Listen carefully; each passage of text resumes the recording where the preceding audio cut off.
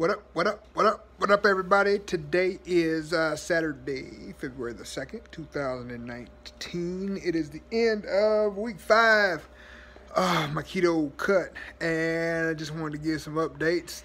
Just finished the first diet break week. Anybody that's been following knows that I decided to kind of regiment my diet strategy a little different. So I'm gonna do some periodization with my dieting, where I diet hard for a few weeks and then take a break, staying at maintenance calories and not going above, because at maintenance calories you stay at the same weight, right? And that gives your body a break, allows you to kind of return some of that metabolism back to baseline, and it gives your system a break. It helps you to it can help to diet for a longer term, right? So psychologically, especially, because just dieting straight through can get really hard, but if you take a break here and there, it can give you a break. And a lot of the science is just saying that you actually lose more weight breaking up the calorie deficit. So that's what I did. First time I ever did it that way, and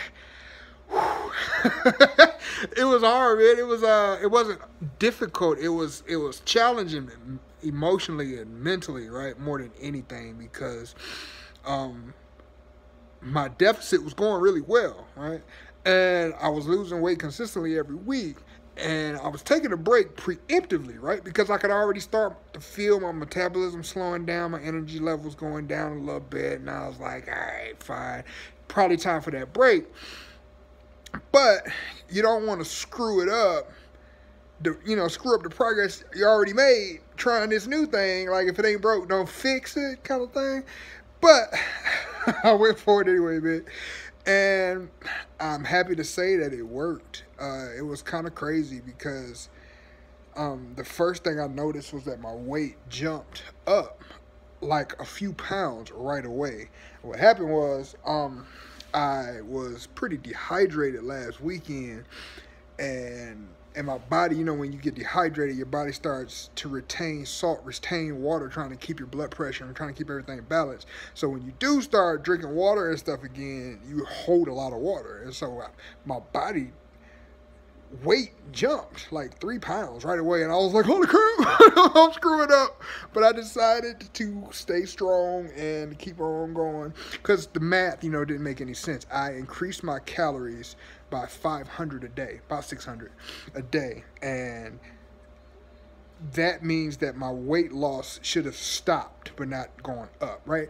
But you also have to factor in a couple of things, like when you eat more, you have more food in your system, right? So, you use the bathroom every day and you purge a certain amount of weight out every day. But when you're eating more, you have more of that in your system. So that requires, so that's going to show up on the scale, right? And like I said, I know for a fact that my body was holding water those first couple of days. And so, I was like, all right, this weight is accounted for, and I'm not cheating, right? Like, I'm accounting for all of the calories. My ratios were the same. I was eating a few more calories, carbohydrates, and the carbohydrates will hold a little extra water.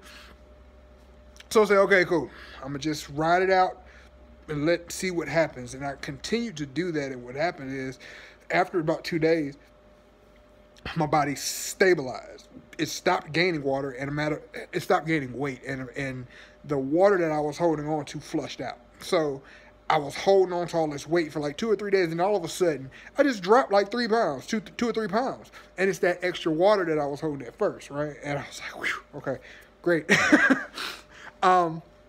But so my and what I do to kind of, because like I said before, water weight fluctuates all the time, up down, up down, up down, every day, depending on what time of the day it is, all that kind of stuff. So to kind of balance that out, when I'm calculating, when I'm recording my data, I record every day, yeah, but I only kind of factor in my average for the week. So every weight for the week, added together, divided by 7, that's the weight.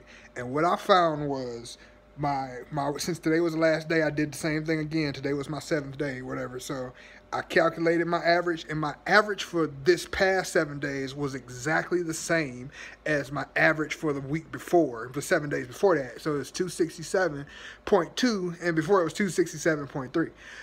So technically, I lost a tiny bit of weight, but that's what I'm looking for. I'm looking for the average, because the average kind of takes into account the fact that your weight is going to fluctuate from day to day. So yeah, my average is the same. So I didn't gain any weight. The math worked out. Everything worked out. Boom.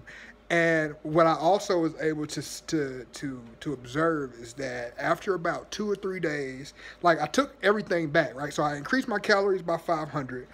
I ate on Sunday instead of fasting like I would normally do. And so that adds in another 3,000. So I was eating about 3,000 calories a day. So that adds in that 3,000 on Sunday, add in 500 every day. So I'm eating about 3,000 every day. I also decreased my cardio by half, and I decreased my my weight volume, my weightlifting volume by about 50% as well, and about 30% for weights.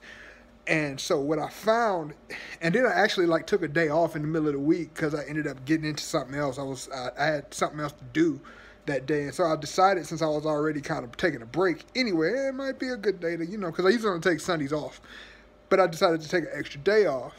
And it was crazy because by about Wednesday, everything started feeling better. My body just kind of bounced back. Like I felt stronger in the gym. My energy was better. I was sleeping better.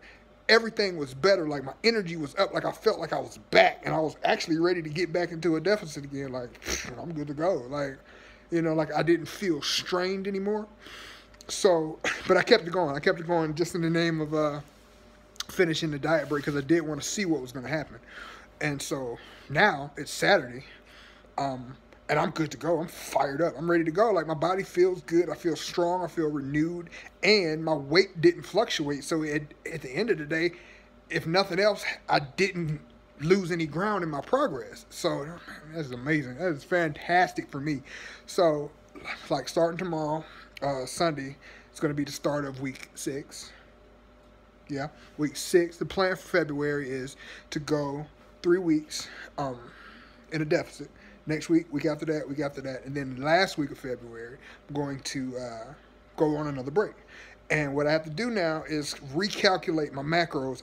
My body weight is stable at 3,000 calories. Before, my body weight was higher, so it was stable at a higher calorie level. So I have to recalculate. I'm starting over, basically. I'm starting from scratch. Like, okay, I'm eating 3,000, and the way the macro calculator is set up, it's probably going to drop me down about 1,000. So I'm probably be right around 2,000, and I'm going to use those numbers following the Deeper State Keto protocol, the macro ratios and all of that. I'm going to follow those numbers for the next 3 weeks. And after that, I'm going to take another break. Recalculating again, for whatever that progress is. My goal is to lose 2 to 3 pounds a week. Excuse me, if I continue to lose 2 to 3 pounds a week, I'm going to hit my goal.